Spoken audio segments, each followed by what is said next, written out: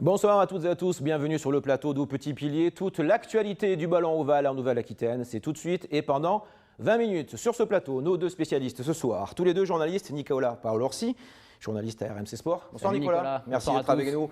Ce soir à vos côtés, Raphaël Perry, également journaliste à l'Agence France Presse, spécialiste de sport, de rugby notamment, l'AFP. Bonsoir Raphaël, merci. Bonjour Nicolas. Également d'être là. Ce soir, le menu de ce Petit Pilier du soir, 4 thèmes au programme. Le top 14.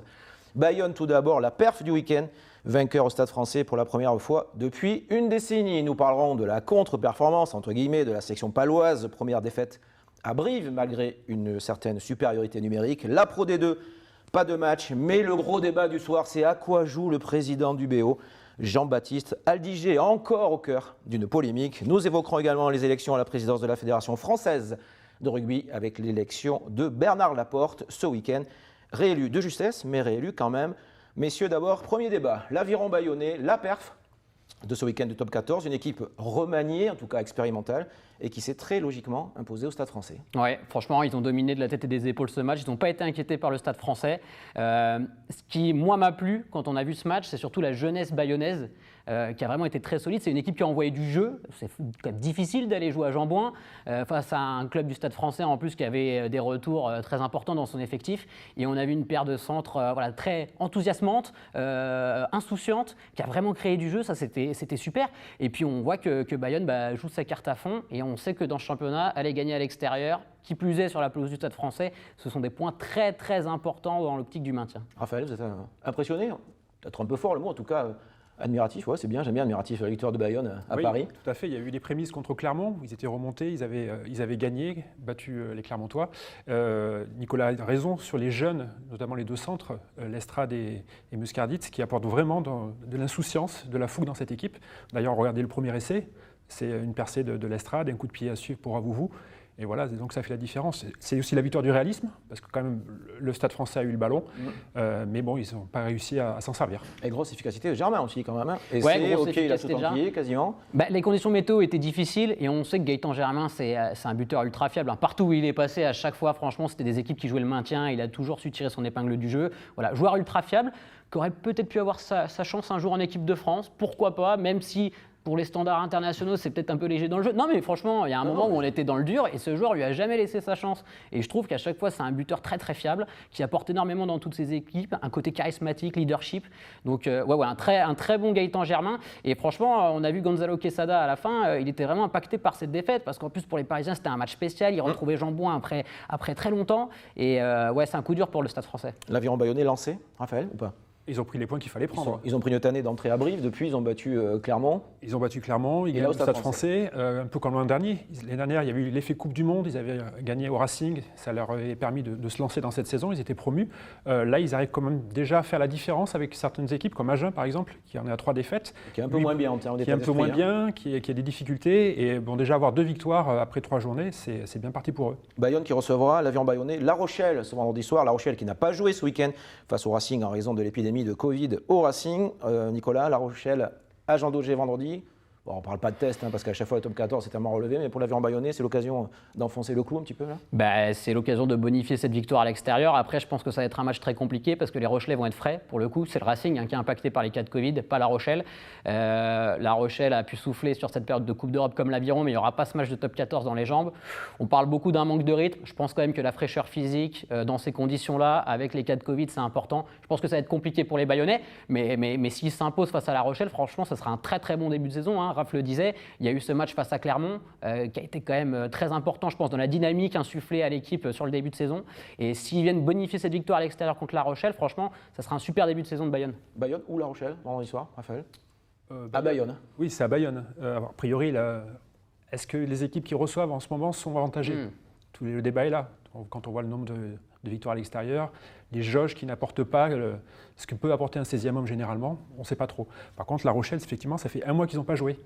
Donc peut-être qu'en termes de rythme, ça se discute. Avantage en théorie à l'Aviron bayonnais pour ce choc du championnat ce week-end. Donc Bayonne qui recevra La Rochelle vendredi. Alors le flop, entre guillemets, évidemment le flop de cette 3e journée qui s'est déroulée ce week-end, c'est la défaite de la section paloise, la première de la saison après 2 victoires, 19-13 à Brive. Je reste avec vous, Raphaël, pour parler de cette supériorité numérique de Brive, de la section à Brive. Alors 15-13, 15 contre 13 pendant quelques instants, et 15-14, Pau n'a pas gagné, pourquoi? Brive est très costaud à domicile. Ça, c'est ancré dans leur gène, c'est très difficile. L'équipe de Davidson réalise de bonnes performances généralement à domicile. Et Pau est passé à côté. Ils ont été pris d'entrée, de jeu. Après, leur mêlée a élevé le niveau. Elle était conquérante, encore une fois, comme à Montpellier lors de la première journée. Mais ils n'ont pas trouvé les ingrédients pour faire la différence sur le terrain de Brive. Nicolas, qu'en pensez-vous? Complexe de supériorité des Palois? Vous allez me dire non, je sais, mais j'ai rien dit. Mais... Non, mais parce que je pense que quand on a vécu une saison comme la section paloise la saison dernière, on n'a pas de complexité de supériorité, de complexe de supériorité, pardon, je pense pas. Je pense que tout simplement, Pau est à son niveau. C'est une équipe qui est capable d'aller faire des coups à Montpellier, qui a du talent, mais qui sur certains matchs déjoue un peu. C'est ce qui s'est passé à Brive, Raph le disait. Pardonnez-moi, mais pourquoi ils ne gagnent pas en supériorité numérique? Parce que c'est pas si facile déjà de jouer en supériorité numérique, dans les conditions, avec l'hiver qui commence à arriver, il commence à faire froid, c'est difficile, le ballon est un peu glissant, que je suis pas sûr que le jeu de Pau, ça soit justement d'envoyer du jeu à toute berzingue sur les extérieurs. C'est plutôt une équipe qui, sur le début de saison, était costaud devant. C'est comme ça qu'ils sont allés gagner à Montpellier, avec un 10 qui derrière faisait la différence parce que son pack avançait. Et là, ils sont tombés sur une défense briviste ultra organisée. On a vu les brivistes se déplacer sur la pelouse de Bordeaux. Ils avaient vraiment été très bons face à l'UBB. C'est une équipe qu'il faut bouger. Après, oui, ils ont mal géré leur temps fort, Pau. Et ça, c'est un axe de progression. Maintenant, la section paloise, qu'est-ce qu'elle joue dans le championnat, Nicolas? Le maintien. Pour moi. Oui, pour moi aussi. Donc, c'est pas illogique de les voir tomber. Après, ils ont mal exploité certaines phases de jeu, mais c'est pas illogique de les voir tomber à Brive. La section qui recevra à Lyon, dimanche, pas 10 matchs, dimanche, gros match quand même. Le regret qu'ils ont, c'est de ne pas avoir amené au moins un bonus. Ça aurait été quand même pas mal. C'est joué un peu, mais il n'y a pas de bonus. Même dans les têtes. Contre Lyon, dimanche, c'est une réaction attendue de la section? Tout dépend ce que va faire Lyon ce soir. Oui, qui joue son match en retard contre l'UBB. Lyon peut être plombé ce soir, lundi soir, s'ils perdent chez eux. Mais bon, je pense quand même qu'ils vont se réveiller. On termine justement cette partie top 14 en disant un mot de Bordeaux-Bègles en déplacement à Lyon. Ce soir, c'était la saison dernière, le premier contre le second. Qu'est-ce qu'on peut attendre de ce match-là? Un choc, c'est un vrai choc, même si Bordeaux va devoir gérer aussi cette période européenne. Essayer de faire tourner. On voit que dans la compo d'Urios, il y a des joueurs qui sont titularisés pour la première fois. Je pense à Maxime Lamotte au talonnage. Après, il y a aussi la gestion de ce match du lundi soir. Quand même, dans une phase de préparation, dans une semaine de préparation, c'est différent pour un manager. Et Mignoni et Urios vont devoir s'habituer à ça. Donc ça peut jouer. Je ne sais pas si ça peut vraiment peser sur l'intensité du match, mais c'est vrai que c'est peut-être une condition qu'il faut prendre en compte. Je ne sais pas après les conséquences de la défaite à Bristol dans les têtes. Est-ce que mentalement ils seront remis ou pas? 10 jours déjà quand même. Oui, mais c'est quand même une déception. C'était peut-être c'était en demi-finale. C'était une priorité pour eux. Il avait dit que c'était un sacré match physiquement. 100 minutes au bout du troisième match de la saison, ça peut peser. C'est pour ça d'ailleurs qu'il y a eu 9 changements en tout qui ont été proposés par Urios pour le match de ce soir. De toute façon, il a besoin d'avoir tout le monde sous la main. Donc, il y a aussi le match de Clermont dans son viseur dans 6 jours. Donc ça va vite s'enchaîner. Ça va vite s'enchaîner pour l'UBB. L'UBB qui joue à Lyon ce soir, ça c'est pour la page top 14. Évoquons maintenant la Pro D2. Alors il n'y a pas eu de match ce week-end, il y en aura le week-end prochain, mais l'homme dont on parle encore en Pro D2, c'est le président de Biarritz, Jean-Baptiste Aldiger, héros entre guillemets involontaire de la diffusion d'une série d'enregistrements entre lui et des supporters du BO. Pas question ici évidemment ce soir de régler des comptes avec le président de Biarritz, même s'il n'est pas très fan de notre métier. Ce n'est pas du tout le débat, mais sur le fond, on va parler après de la réaction de la maire de Biarritz aujourd'hui. Sur le fond, est-ce que le président du BO n'en fait pas un peu trop quand même? Si. Moi, je desservir son club. Déjà, il nous donne du grain à moudre. Ça, c'est sympa pour nous. Et du travail. Et du boulot. Mais après, moi, je pense surtout à l'image qui est dégagée par le Biarritz Olympique ces derniers temps, que le président Biarro ait raison, que ce soit la municipalité, ça, on n'est pas là pour juger, mais c'est surtout que j'imagine à tous ces fans du Biarritz Olympique qui sont accrochés à leur club, qui est un club emblématique du rugby français, grande gloire du rugby français quand même, et qui se retrouvent impactés à ce niveau-là. Je pense à certains partenaires, éventuellement, qui voudraient peut-être investir dans le club pour essayer de reconstruire quelque chose à Biarritz. Moi, je suis chef d'entreprise, j'ai un peu de mal à mettre de l'argent dans un contexte actuel. Donc voilà, c'est plus sur ça, sur ce que renvoie l'image du Biarritz Olympique aujourd'hui que ça me dérange. Alors Jean-Baptiste Aldiger a déposé plainte pour la diffusion de ces enregistrements qui ont été faits à son insu. Vraiment, ce n'était pas prévu pour ça. Le procédé, on en pense ce qu'on en veut. Je voudrais que vous réagissiez à ça, vous aussi Raphaël. Est-ce que le président de Biarritz n'est pas quelque part, entre guillemets, en train un peu de plomber son club? Je ne sais pas s'il plombe son club parce que... C'est une question, je précise. Oui, bien sûr. Il dit des choses que tout le monde pense, mais lui le dit ouvertement. Voilà, il est cash, il est clivant, il est parfois grossier. avec son entourage. D'ailleurs, les enregistrements le prouvent. Mais il pensait que ça resterait dans un cadre privé. Il pensait que ça resterait Toujours dans un pareil, cadre privé. On a tous participé à des réunions comme ça, privées, et que ça sorte. Bon, voilà, ça sort. Après, sur le fond, je rejoins Nicolas. En termes d'image, je ne sais pas si le Biarritz Olympique a du mal cette saison, n'arrive pas à se qualifier dans les 5 et n'arrive pas à monter en top 14. Est-ce que son image ne va pas justement régresser à ce niveau-là? Et je ne sais pas après l'attelage avec la famille Gave, comment ça va se dérouler. Alors, sachant que c'est de plus en plus dur, Nico, pour remonter une équipe qui peut s'installer en top 14, qu'il faut vraiment des moyens. Et que le budget du BO est plutôt en baisse ces dernières saisons, qui doit composer avec ça aussi. Donc franchement, on a la sensation que Biarritz, c'est un peu à la croisée des chemins. C'est soit vous arrivez à accrocher le bon wagon avec des partenaires qui vous suivent, une municipalité qui va vous suivre, soit ça va être très compliqué de résister. La maire de Biarritz, Maïder Arostegui, ce lundi a réagi. Elle s'est déclarée inquiète suite à tout ce qui se passe au BO, en tout cas avec la direction du club. Elle est aussi inquiète sur l'avenir et notamment sur les partenaires. Vous en parliez tout à l'heure. Elle se dit qu'avec les menaces de départ du président du BO et de l'actionnaire, du propriétaire du club, la famille Gave, personne ne veut investir au BO car il y a trop d'insécurité. Je cite la maire de Biarritz. Qu'est-ce que vous en pensez? C'est compliqué. Non mais c'est vrai, c'est compliqué. Oui, vous, Raphaël. Et souvenez-vous, le premier match de la saison, la maire de Biarritz qui met 930 000 € chaque année dans le club, elle a dû payer sa place pour rentrer à Aguilera.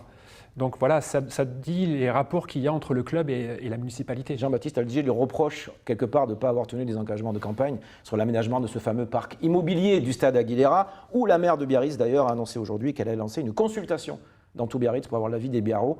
Au bout d'un moment, on a presque envie de siffler à la fin de la récré quand même. Ouais, voilà, c'est un peu ça. En fait, on a envie de reparler rugby, on a envie de voir un BO qui est performant, de laisser parler Matthew Clarking sur son équipe, de voir des performances sur le terrain.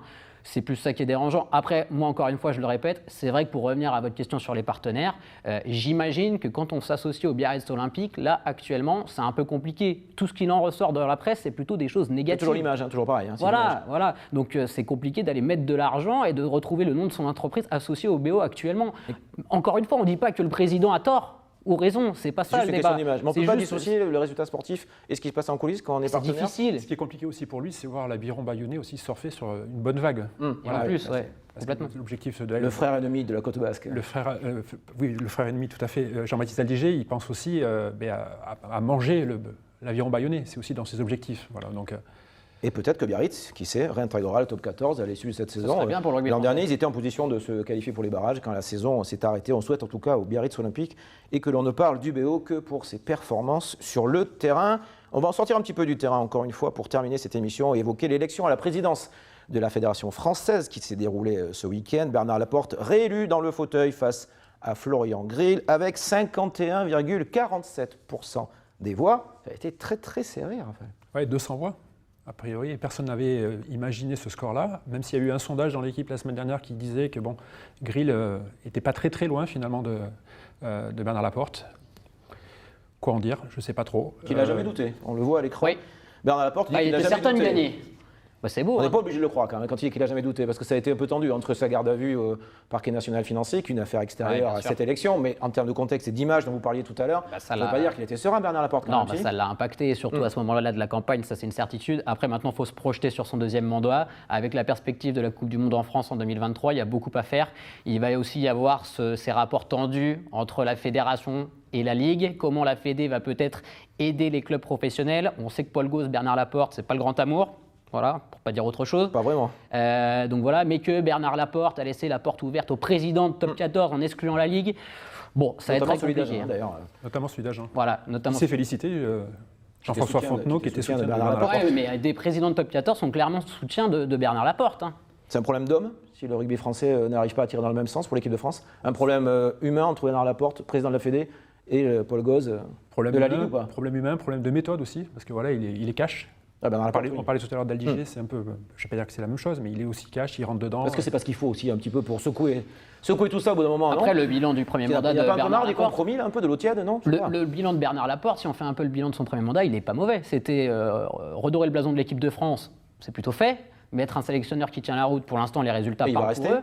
Il y a eu ce projet d'annulation de grands stades qui coûtait une blinde, on va le dire clairement, pour la Fédé, qu'il a annulé. Donc voilà, le rugby amateur est plutôt satisfait visiblement de Bernard Laporte. pour l'instant, son bilan n'est pas si mauvais que ça. Est-ce qu'il est insubmersible? Le bémol, il y a eu Allez-y, aussi je vous en prie.